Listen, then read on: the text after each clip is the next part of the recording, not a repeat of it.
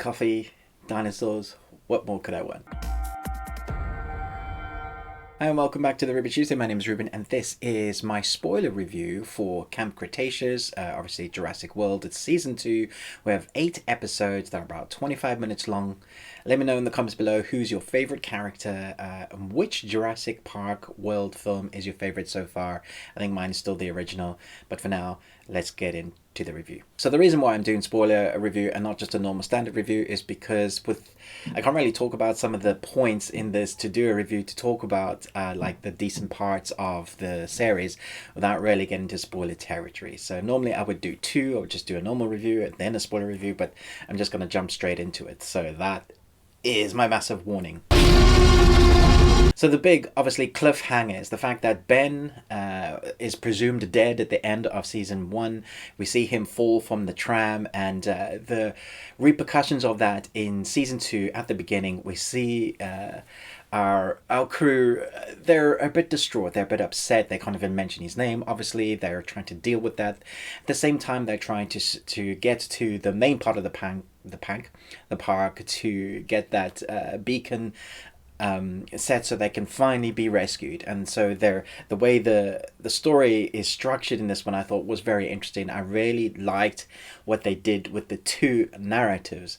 And so we have the core group team now still trying to escape. We have them interact with the T-Rex, which is fantastic, while they're trying to do that beacon. It's quite tense moments with them trying to deal with how they're gonna get around the T-Rex kind of nest, obviously. I like how they've incorporated this animated series into the Jurassic World storyline, and even recently the director of Dominion, I believe, has said that film is going to incorporate not only all the Jurassic Park films and the Jurassic World films, but also the animation series. So it seems like the animation is canon and is all going to be included in that, so that's really fun.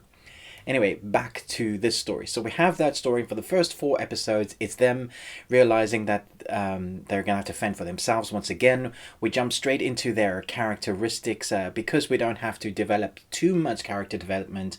We start at the place where we kind of know our characters, which is great. And so any character development there is along the way is just an added bonus, which I think is nice because now we have different dynamics within the team. You know, once again, they're starting to get used to each other. So the way that is voiced, the way that is shown is different because we have a bit of the backstory with those characters. So the first 4 episodes is really that. Then we get the shift with the hunters arriving, but we don't know they're hunters until the latter half of the episodes. They think they've been rescued. One of the team members goes, "Yeah, we can't trust them." That is part and parcel, like pure Jurassic Park or Jurassic World storyline. They're things that they needed to include to make this feel like Jurassic Park, apart from the dinosaurs, apart from the theme, you know, the score and the music. There are things that happen in a lot of the Jurassic Park world and films where, you know, the humans turn out to be hunters. The humans that you think are good turn out to be the bad guys. That is just like a classic Jurassic Park, which is great. So we have that in there. Having them as hunters, that the bad guys in this, you can really relate to that now, because we often on Facebook I'll see pictures of these like big game hunters, you know, a woman or a female standing with a sniper rifle with a giraffe next to her, being proud that she's killed this majestic animal. And so for me, when watching that, I was like really against them. I didn't like them at all. I wanted them to die. Again, with the deaths in this, we don't see the deaths, it's off camera, but it is still really tense. And that was I was surprised by how tense they were in the moments. You know, I was like, oh my gosh, what are they going to do now? It's that kind of tenseness. And when you think about that, you're watching an animated series and it manages to bring that out. Not only is it an animated series, it's structured, or its demographic is for a younger audience, but there's enough there to keep adults like me satisfied. I really enjoyed it. The latter half is obviously when we see Bumpy and Ben return. There's that whole great episode with Bumpy and Ben learning how to, or more Ben learning how to survive in the jungle of dinosaurs. And so he has great characteristic movements, growth. We see like night and day progress quickly, and how he changes from being the scared kid to still being the scared kid.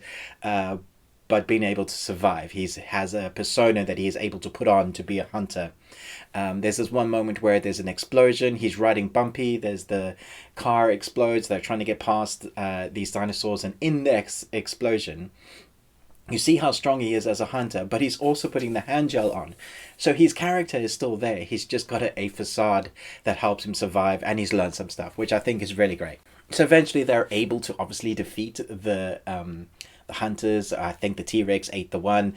The evil woman gets taken out, which is fantastic because I didn't want them to survive. But obviously there's no boat. They can't escape, so now they have to fend for themselves. They have to find a way to get off the island, and so that is the core ending. There isn't a massive cliffhanger apart from that one moment where we had the kid pushing the green button, tapping it, and he's like, oh, it's still flashing, it needs to go on. And obviously we see right at the end there, they start thawing a dinosaur with the number E745 or whatever the number is.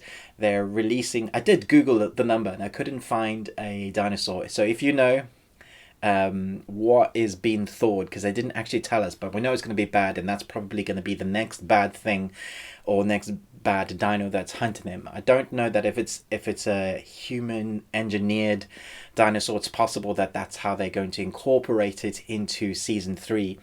I am thinking that season 3 will see the kids escape this island finally, but that will be after the film, probably Dominion, which means they will take Bumpy with them to Earth, and Earth will now be having to live with dinosaurs, because I believe that's where the film's going to go. Dinosaurs and humans kind of trying to coexist.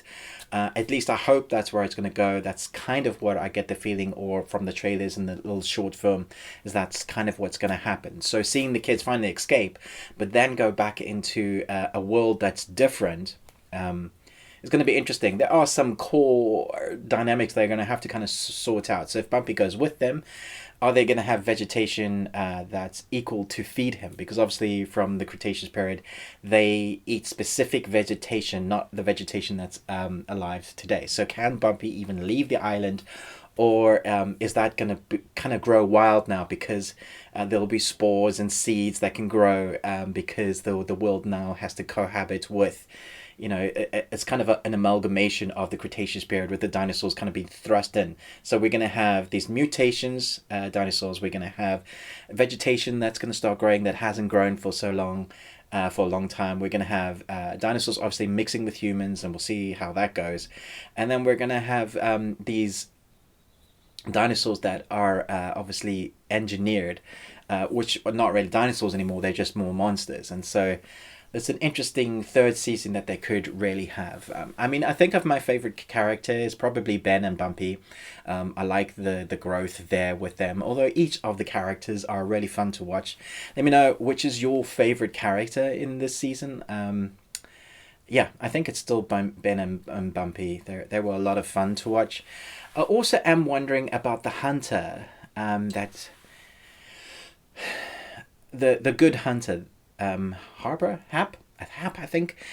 He was like technically a bad guy, but then at the end, he saved the kids and he took on 3 dinosaurs by himself. And I'm thinking, because they didn't show us his death, that he's going to be on the island and be an adult on the island that can actually help them survive. I'm hoping he survived, because he turned out to be an interesting character that you wanted to live. He went from being that like bad guy to saving the kids to being the hero, so which is a great story. I know there's a lot of adults that watch this series going, this is rubbish, adults are being stupid, kids are being stupid, but I do think if you take this series too seriously, you can not enjoy it. Also, you can take it apart, but you are watching an animated series. You're watching an animated series about dinosaurs, and then you're taking it very seriously. I think you need to enjoy it for what it is. It's an animated series about dinosaurs in a universal fictional world, universe of dinosaurs, from Jurassic Park, that I think aired in 1995 to now, which is still going. So I love dinosaurs. I love the Jurassic Park films. So let me know in the comments below, what did you think? Who's your favorite character? Where do you think it's going to go in season 3? Thanks so much for watching this, but most of all, until next time, remember, live long and Tuesday.